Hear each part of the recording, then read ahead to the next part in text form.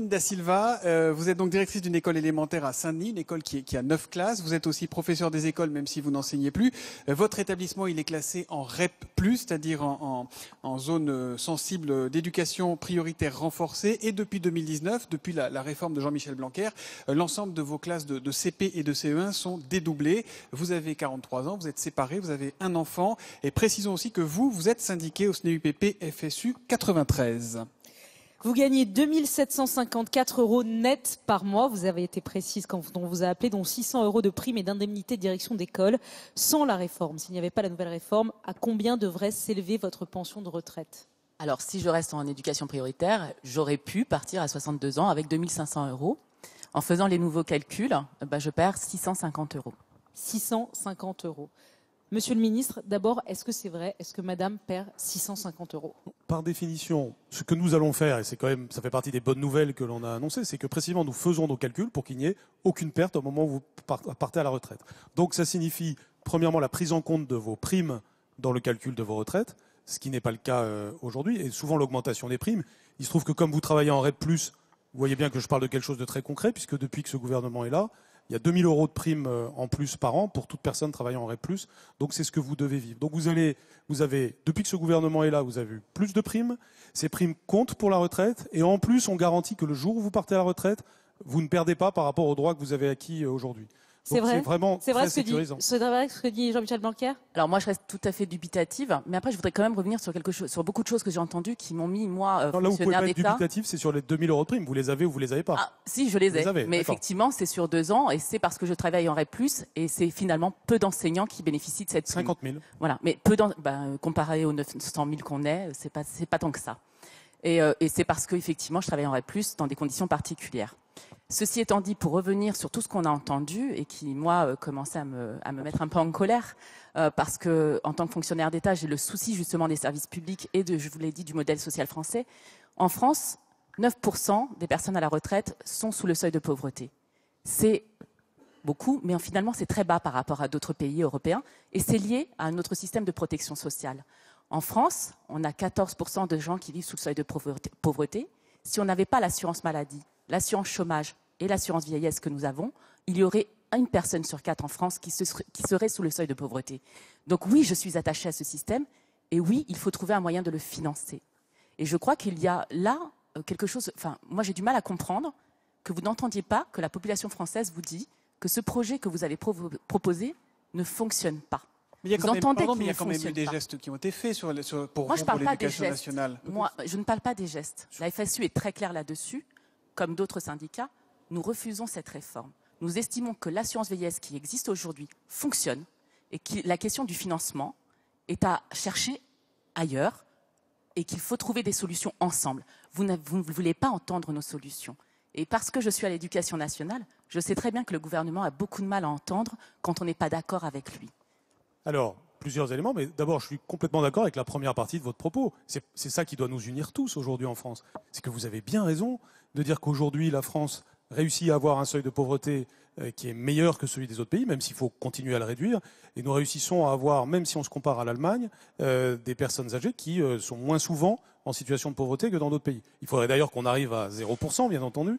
Mais en tout cas, on a une situation qui est plutôt bonne, parce qu'en effet, on consacre 14% de la richesse nationale, et c'est justement ça que nous voulons pérenniser. C'est ça que nous voulons garantir. Et sur ce chapitre-là, sur ce socle-là, on est d'accord. Et donc, nous affirmons que la réforme permet, premièrement, de pérenniser cet avantage-là, cette capacité que nous avons à avoir des personnes âgées ayant un niveau de vie garanti, mais aussi que nous allons toucher certaines personnes qui, aujourd'hui, ne sont pas touchés par le système de retraite actuel. C'est la garantie de 1 000 € minimum dès lors qu'on a fait une carrière pleine, ce qui n'est pas le cas aujourd'hui, c'est quelque chose de très important. On doit garantir à tous ceux qui aujourd'hui sont dans les angles morts du système, et notamment les personnes qui ont eu des carrières hachées, très souvent ça va être des femmes, toute une série de progrès sur lesquels on travaille très fortement actuellement, qui sont des progrès sociaux de la réforme. Donc il y a à la fois, au travers de cette réforme, des progrès sociaux pour les gens qui ne sont pas protégés aujourd'hui, et il y en a, et la responsabilité de savoir financer cela de manière raisonnable, et pour le faire, eh bien, plus d'égalité entre les Français, de façon à ce que ce soit plus équitable. Vous êtes convaincu quand vous entendez votre ministre de l'Éducation ? Non.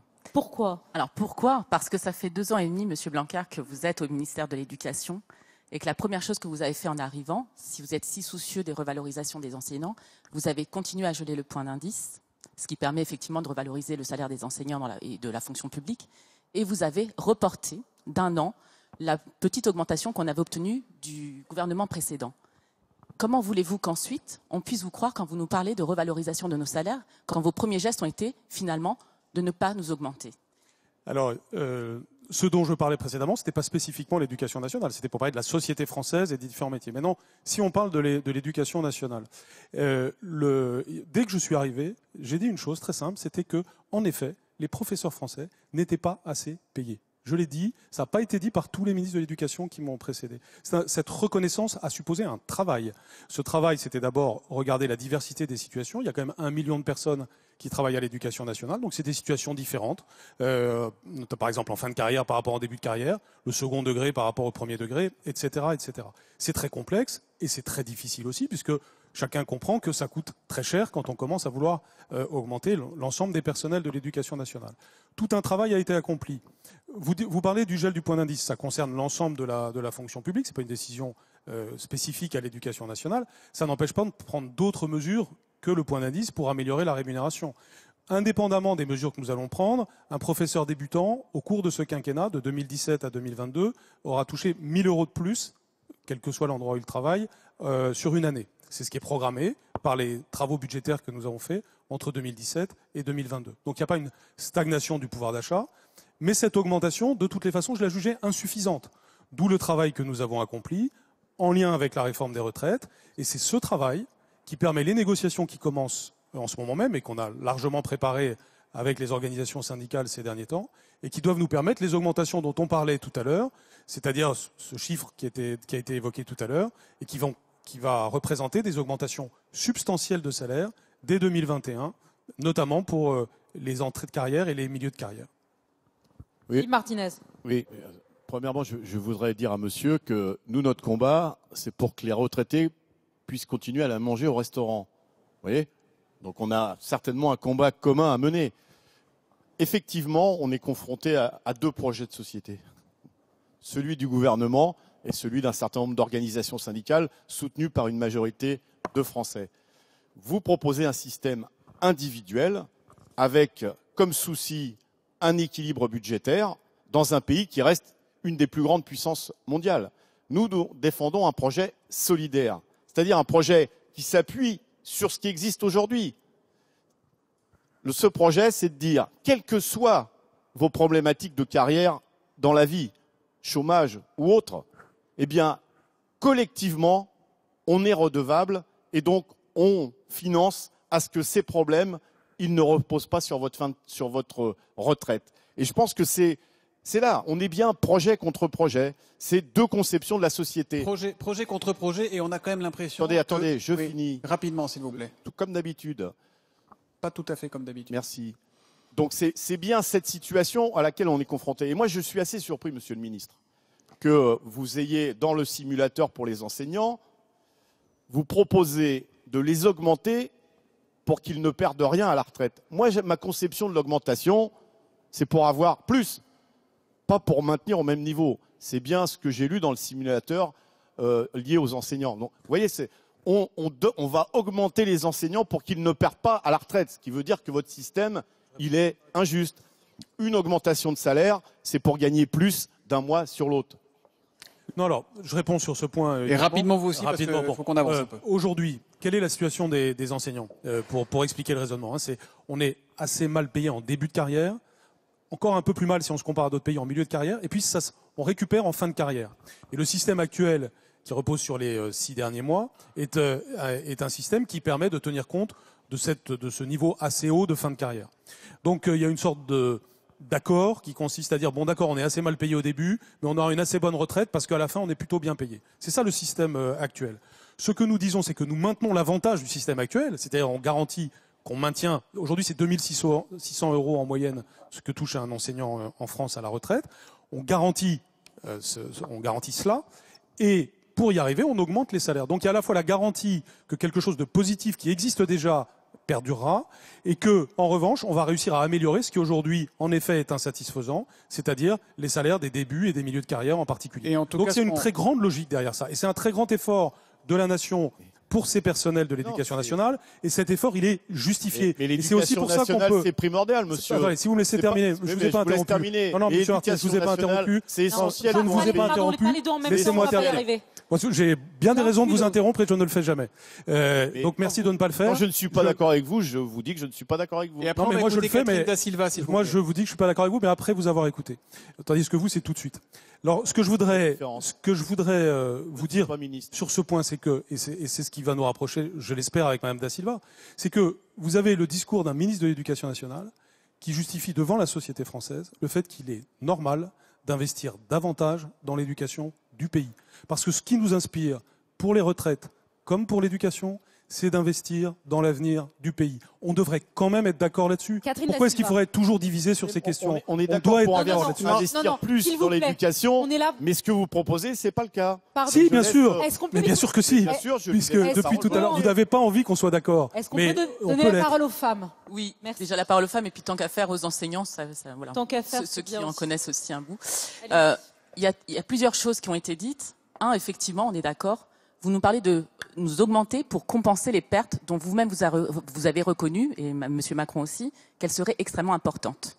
Or, vous vous dites aussi que nous sommes moins bien payés que la moyenne des pays comparables à nous, et qu'effectivement, la preuve en est, c'est que beaucoup de monde maintenant ne s'inscrit plus au concours des enseignants et qu'on est très en difficulté, et en particulier dans le 93, pour avoir des enseignants titulaires. Donc ça veut dire des enseignants de qualité devant nos enfants, et ça pose question quand même.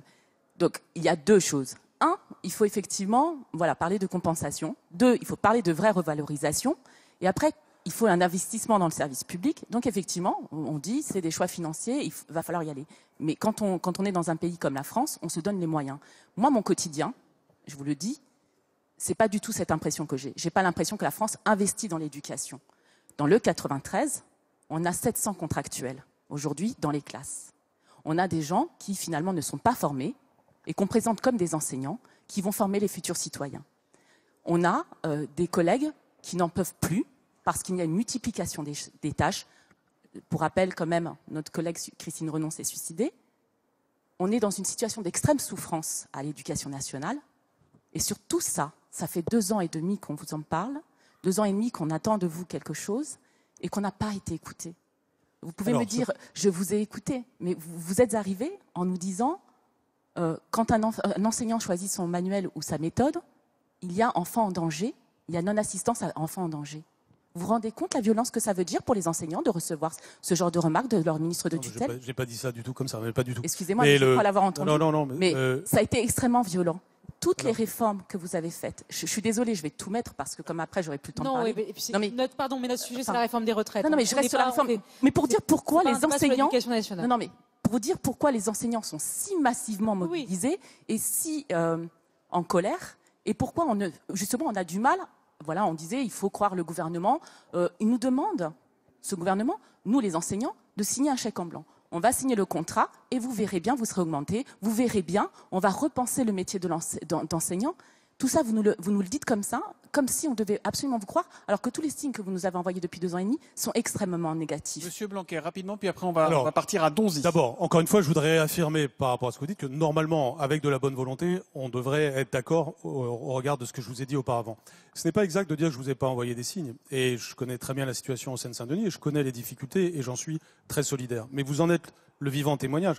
Il y a 60% de la Seine-Saint-Denis est en réseau d'éducation prioritaire. Elle a donc considérablement bénéficié des mesures qu'on a prises depuis 2 ans et demi, qui sont inédites. Vous avez dans votre école des classes à 12. Parce que vous êtes en Seine-Saint-Denis, vous avez une décharge complète. Je crois que ça a été dit tout à l'heure quand on vous a présenté. Parce que vous êtes en Seine-Saint-Denis, donc vous avez eu plus de mesures REP et REP+. Parce que vous êtes en Seine-Saint-Denis, depuis qu'il y a ce gouvernement, vous avez 2 000 € de plus par an et ce sera 3 000 € à la rentrée prochaine.